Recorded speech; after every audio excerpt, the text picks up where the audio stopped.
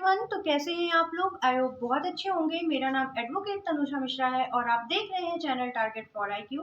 तो आपका हमारे इस चैनल में बहुत बहुत स्वागत है। ये चैनल एक्चुअली हमारा नहीं है, ये चैनल आपका है।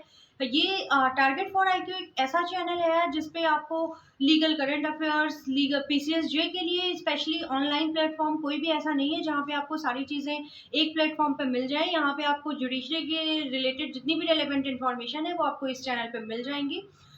आज 14 सितंबर है, आज हिंदी दिवस है। हिंदी दिवस की आप सभी को बहुत बहुत शुभकामनाएं। वो बात अलग है कि हमारे देश में लोग हिंदी बोलने में शर्माते हैं। लोग अपना सिग्नेचर इंग्लिश में करते हैं, गाड़ियों के पीछे आगे नंबर प्लेट वो इंग्लिश में लिखवाते हैं। बिकॉज जो जा हिंदी बोलेगा या जो हिंदी मीडियम का स्टूडेंट होगा, लोग ये प्रिज्यूम करेंगे कम पढ़ा लिखा है। बट मैंने अपने एक वीडियो में पहले भी बताया था कि हिंदी या इंग्लिश इंग्लिश सिर्फ इस बात का परिचय नहीं है, हमारी इंटेलिजेंस का परिचय इंग्लिश लैंग्वेज नहीं देती है। English is just a language, ठीक है। तो हिंदी बोलने में हमें कोई परहेज नहीं करना चाहिए, हमें नहीं शर्माना चाहिए। आज का जो हमारा टॉपिक है वो द इंडियन एविडेंस एक्ट पे बेस्ड है। और इंडियन एविडेंस एक्ट का जो इंट्रोडक्शन पार्ट की वीडियो है वो पहले ही हमारे चैनल पे आ चुकी है। यहाँ डिस्क्रिप्शन बॉक्स में आपको उसका लिंक मिल जाएगा। तो जो आज का हमारा टॉपिक है वो रजिस्ट्री पे है, सेम ट्रांजेक्शन पे है, सेक्शन 6 इंडियन एविडेंस एक्ट पे है। जो आज आपको मैं कुछ केस लॉस के थ्रू बताऊंगी कि what is same transaction. Registry एक मैक्सिम का नाम है ये, और ये हमेशा ये क्वेश्चन आता है यूपी में, बिहार में और एलएलबी के एग्जाम्स में भी आपने देखा होगा कि what you understand by registry. ये कौन सी मैगजीम है, इंग्लिश मैगजीम है, इंडियन मैगजीम है, क्या है ये? पार्ट ऑफ सेम ट्रांजेक्शन इसका नाम है। तो आज हम अपने इस टॉपिक पे डिस्कस करेंगे और इससे रिलेटेड दो इम्पोर्टेंट केस लॉज है वो डिस्कस करेंगे। और आप प्लीज वीडियो को एंड तक देखिएगा।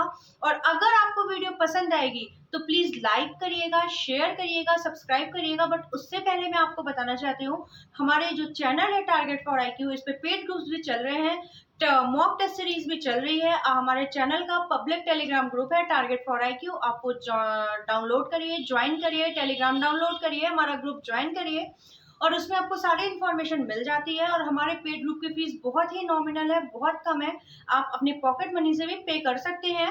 पेड ग्रुप का एक फायदा होता है कि वहाँ पे मेरा और आपका मतलब हमारे ग्रुप में जो भी टीचर्स हैं, हमारे जो भी फैकल्टी है, उनका आपसे लाइव इंटरेक्शन होता है। पायल जैन मैम है, वो अपने क्वेश्चन आंसर सीरीज बना रही है, वीडियोस बना रही है।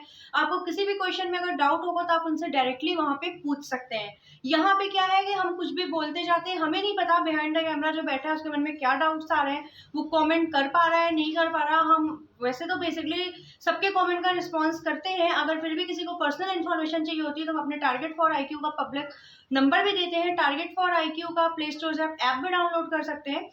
आपका ज्यादा टाइम वेस्ट नहीं करते हुए हम अपने इस टॉपिक पे आते हैं। और हाँ, ये टॉपिक हमारा उत्तराखंड एपीओ के लिए बहुत बहुत बहुत इंपॉर्टेंट है। बिकॉज उत्तराखंड एपीओ में उन्होंने क्राइटेरिया बता दिया है कि आईपीसी से इस पार्ट से क्वेश्चन आएगा, एविडेंस से इस पार्ट से क्वेश्चन आएगा। तो ये चैप्टर सेकंड है, पार्ट 1 है। तो हम इसके बारे में अब डिस्कस करते हैं कि what is registry, part of same transactions क्या होते हैं और इसमें वो दो इंपॉर्टेंट केस लॉज कौन से थे।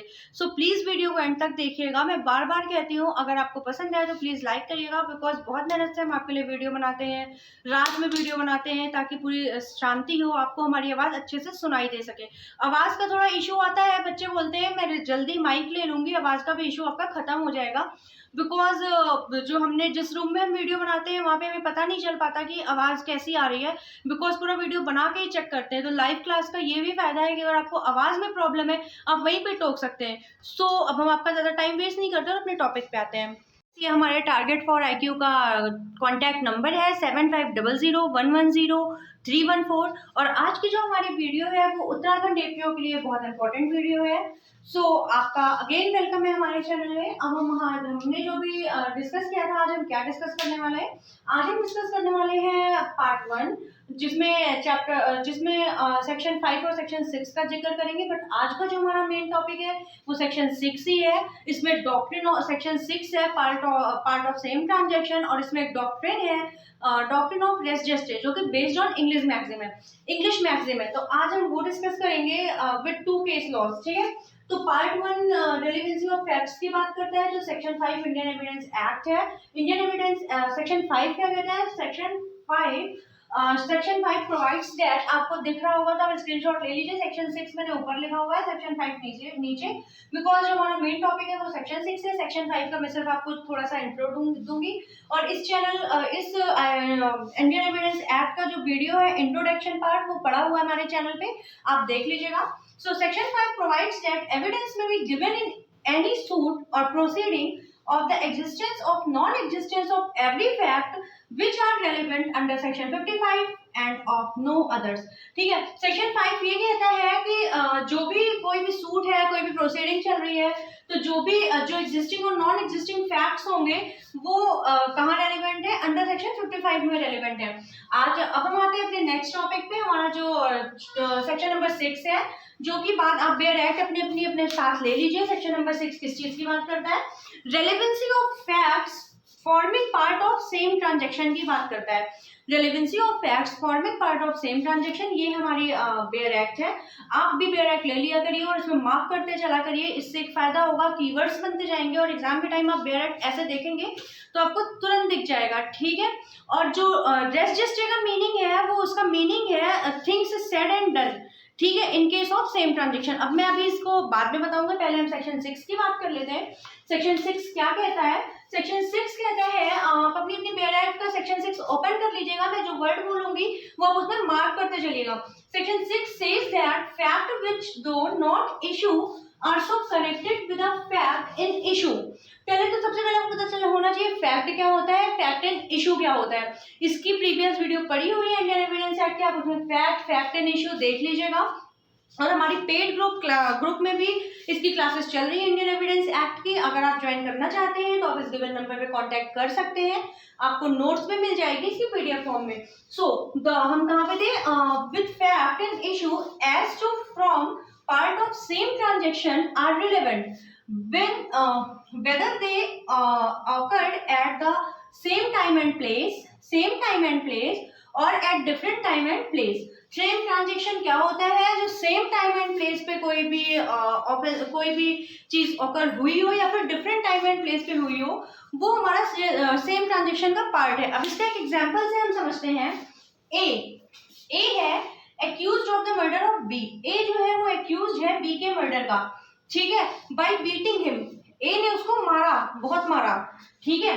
वॉट एवर वॉज सेड और डन बाई ए और बी, इससे क्या फर्क पड़ता है कि ए ने क्या बोला, ए ने क्या किया, बी ने क्या किया। और द बाइस्टैंडर, ये इलस्ट्रेशन ए है सेक्शन 6 का, तो आप इसको मार्क कर लीजिएगा, ये इंपॉर्टेंट इलस्ट्रेशन है। और the bystanders at the beating और सो शॉर्टली बिफोर और after it as to form part of same transaction is a relevant. अगर ए है बी का मर्डर का एक्यूज है वो, ठीक है, ए ने बी को मारा, बी ने ए को मारा, क्या फर्क पड़ता है, मर तो गया ना बी, ठीक है। ए ने पहले उसे मारा, मारने के बाद उसे मार डाला। ए ने जो ये एक्ट किया सेम ट्रांजेक्शन में एक्ट किया है, ऐसा नहीं कि आज मार के गया और कल मर्डर करने आया है, नहीं।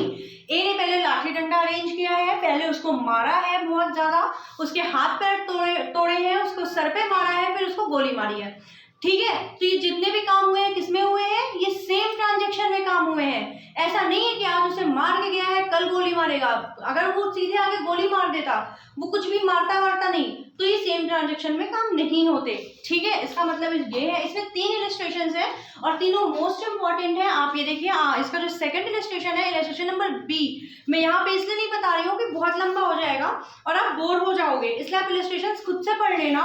और अगर आप पेड ग्रुप ज्वाइन करोगे वहां तो हम आपको सारी चीजें पढ़ाएंगे, ठीक है। अब हम आते हैं अपने नेक्स्ट टॉपिक पे, डॉक्ट्रिन ऑफ रेस जस्टे पे। आप एक बार इसको नोट डाउन कर लीजिए, इसका स्क्रीनशॉट ले लीजिए, फिर हम आपको बताते हैं डॉक्ट्रिन ऑफ रेस जस्टे क्या होता है। यहाँ पे हमने डॉक्ट्रिन ऑफ रेस जस्टे के बारे में लिखा हुआ है। अब उसके पहले मैं आपको बता देती हूँ कि every case that comes before a court of law has a fact story behind it, okay? कोई भी केस जो कोर्ट ऑफ लॉ के सामने आता है उसके पीछे पक्का कोई ना कोई फैक्ट होता है। And every fact story is made of certain acts, omission और statement as throws some light upon the nature of the transaction or reveals its truth, quality or character should be held as a part of same transaction and the evidence of it should be received.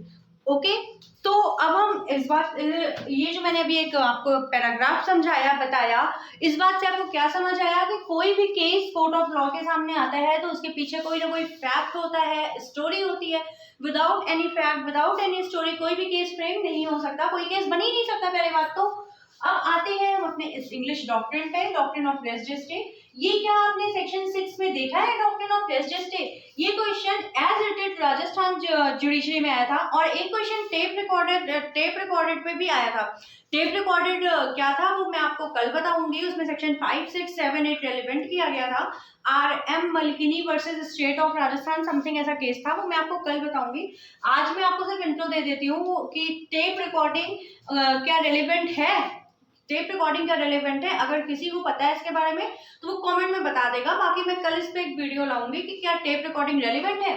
So doctrine of res जेस्टे, आपने ये word सुना है section 6 Indian evidence act में? नहीं सुना, section 6 में ये word use ही नहीं हुआ है डॉक्ट्रिन ऑफ रेस जेस्टे।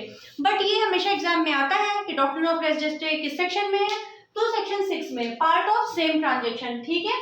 अब section 6 Indian evidence act based on English doctrine of res gestae, ये कोई भी चीज हम डबल इन्वर्टेड कॉमा में इसलिए लिखते हैं क्योंकि वो एज इट इज जैसे बोली गई है। जैसे ज्यूरिस्प्रूडेंस में हम कोई डेफिनेशन लिखते हैं तो according to the scholar, according to the Aristotle, double inverted comma में स्टार्ट करते हैं और डबल इन्वर्टेड कॉमा में एंड कर देते हैं, बिकॉज हमने जो ज्यूरिस्ट की बोली हुई बात है उसको हम तोड़ मरोड़ नहीं सकते, एज इट इज लिखते हैं। जो चीजें एज इट इज लिखते हैं उसको हम डबल इन्वर्टेड कॉमा में लिखते हैं। Okay, through res gestae based on English doctrine of res gestae, though this word avoided by the section, आ गई ना वो बात कि ऑल दो जो ये वर्ड है रेस जेस्टे, ये अवॉइड किया गया है इस सेक्शन में। The phrase Latin which literally means, ये लैटिन फ्रेज है जिसका लिटरली मतलब है double inverted comma start things done and when transaction into things done and when translation into English mean things done in the course of same transaction। Okay, अब इसमें हम आते हैं, इसका मतलब आपको समझ आ गया कि जो भी हमने काम किया है वो सेम ट्रांजेक्शन में किया है। सेम ट्रांजेक्शन मतलब हम घर से प्लानिंग से निकल रहे हैं कि आज हम उसको जो है एक ए बंदा है उसको मार कर आएंगे, उसके लिए हम अपने घर से निकलते हैं, रास्ते में हम चाकू खरीदते हैं, चाकू को साफ करते हैं, फिर हम पन्नी खरीदते हैं, रस्सी खरीदते हैं और हम उसके घर की तरफ जाते हैं। तो ये जो सारे काम हुए हैं ना, यहाँ से हम निकले हैं यहाँ से, और यहाँ जाके हमने एक नाइफ खरीदी है, यहाँ जाके हमने एक कार्टून सा पन्नी सी खरीदी है, यहाँ जाके हमने एक रस्सा खरीदा है और फिर हम यहाँ पे इनके घर पहुंच गए। तो यहाँ से लेके यहाँ तक जो काम हुआ है ना वो सेम ट्रांजेक्शन में काम हुआ है। Direct evidence and circumstantial evidence भी इसी सेम ट्रांजेक्शन के उसमें आएगा, वो आपको मैं नेक्स्ट वीडियो में बताऊंगी। सो अब मैंने बोला था आपसे 2 केस लॉज इसमें इंपॉर्टेंट है, तो मैंने 3 लिख दिया यहाँ पे बिकॉज मुझे तीसरा भी इंपॉर्टेंट लग रहा था। तीसरा इसलिए इंपॉर्टेंट है, इन दोनों में तो सेम ट्रांजेक्शन की बात है, बट सेम ट्रांजेक्शन की बात किस केस में नहीं है वो भी आपको पता होना चाहिए, तो वो इस केस में नहीं है। सो पहला केस है रतन वर्सेस क्वीन। क्वीन बेंच मतलब बहुत पुराना केस हुआ है, 1890 का, बट फिर भी ये लीडिंग क्यों है इसमें, बिकॉज कि ये इसलिए लीडिंग है कि सेम ट्रांजेक्शन इंग्लिश डॉक्ट्रिन पे बेस्ड है। तो अगर आपसे पूछा जाए इंग्लिश डॉक्ट्रिन पे बेस्ड केस लॉ बताइए, तो Ratan versus Queen, R versus Bedingfield, R versus Christie में क्या था, not admitted res gestae because time gap. अच्छा, टाइम गैप का क्या मतलब है, जैसे यहाँ से मैं निकली, ठीक है, ये हमारा घर है, यहाँ से मैं जा रही हूँ, रास्ते में मेरी फ्रेंड मिल गई, मैं यहाँ मुड़ गई और मुझे जाना यहाँ पे है, बी यहाँ पे है, इसको मारना है, यहाँ मुड़ गई, फिर हम यहाँ से गोलगप्पे खाने चले गए, यहाँ चले गए, फिर मुझे याद आता ओह मैं तो बी को मारने जा रही थी, फिर मैं यहाँ से आती हूँ अपने यहाँ पे, फिर यहाँ से सीधे जाती हूँ, तो ये जो मैं यहाँ से यहाँ तक गई हूँ ना, ये जो है ये टाइम गैप है, तो इसमें रेस जेस्टे नहीं लगेगा। Ratan versus Queen, R versus Beding, ये जो रतन वर्सेस क्वीन है इसमें जो सेम ट्रांजेक्शन में काम हुआ है वो ये है कि ये जो रतन साहब है, ये जो वो एक्यूज थे अपनी वाइफ के मर्डर के लिए, तो वाइफ को इन्होंने मारते मारते मार डाला, तो वाइफ ने सेम ट्रांजेक्शन में मतलब मरते मरते उसने फोन किया 100 नंबर पे, get me the police please, तो कोर्ट ने ये ऑब्जर्व किया कि get me the police please, इसमें कोई भी टाइम गैप नहीं था, तो ये सेम ट्रांजेक्शन में काम हुआ है। आर वर्सेस वेडिंग फील्ड में भी वही है। अब एक आदमी है, वो रोज चिल्लाते हुए जाता है, गालियां देते जाता है, मैं ए को मारूंगा, मैं ए को मारूंगा, मैं ए को मारूंगा, और एक दिन वो ऐसा कर देता है। तो ये काम किसमें हुआ है? ये भी सेम ट्रांजेक्शन में हुआ है। और ये काम आर्ट वर्सेस क्रिस्टी के केस में इसलिए नहीं हुआ कि इसमें टाइम गैप था। ठीक है, आप ये तीनों केस पढ़ लीजिएगा गूगल से, और अगर आपको पीडीएफ चाहिए तो आप कमेंट में बता दीजिएगा मैम हमें इस केस की पीडीएफ चाहिए, तो मैं आपको पीडीएफ फॉर्म अपने पब्लिक ग्रुप में अवेलेबल करवा दूंगी, और हमारे पेड ग्रुप भी चल रहे हैं, उसमें तो आपको मिलेगी ही, उसमें आपको कहने की जरूरत नहीं है। बट अगर आपको पब्लिक ग्रुप में भी चाहिए तो प्लीज कमेंट डाउन, मैं आपको पीडीएफ में तीनों केस करवा दूंगी। ये तीनों केस बहुत इंपॉर्टेंट केस है, और वहां पे अगर आपको पर्सनली इस केस के फैक्ट्स भी जानने हैं तो वो भी मैं बता दूंगी। अगर मैं यहाँ पे फैक्ट्स बताऊंगी तो हमारी वीडियो बहुत लंबी हो जाएगी, और बहुत लंबी वीडियो एंड तक कोई नहीं देखता, वो स्किप कर करके देखता है, तो उसमें इंपॉर्टेंट पॉइंट्स, इंपॉर्टेंट बातें छूट जाती हैं। सो अगर आपको वीडियो पसंद आई हो तो प्लीज स्टूडेंट्स लाइक करिएगा, सब्सक्राइब करिएगा, शेयर करिएगा, हमारे टारगेट फॉर IQ चैनल को बहुत आगे बढ़ाइए। हम आपके लिए और बहुत अच्छी अच्छी वीडियोस लाएंगे। बहुत सारे हमारे चैनल पे अभी नई नई इंटरेस्टिंग वीडियोस आने वाली हैं लॉ से रिलेटेड, और बहुत अच्छा चेंज होने वाला है हमारे चैनल पे। So please hit the like button, और अगर आपको कोई भी पब्लिक इंक्वायरी चाहिए हमारे चैनल के रिगार्डिंग तो ये हमारा नंबर है 7500110314, इस पर आप कॉल कर सकते हैं। Thank you so much for watching my video. अगर आपको कोई कंफ्यूजन है तो प्लीज आप कमेंट में बता सकते हैं। Thank you so much.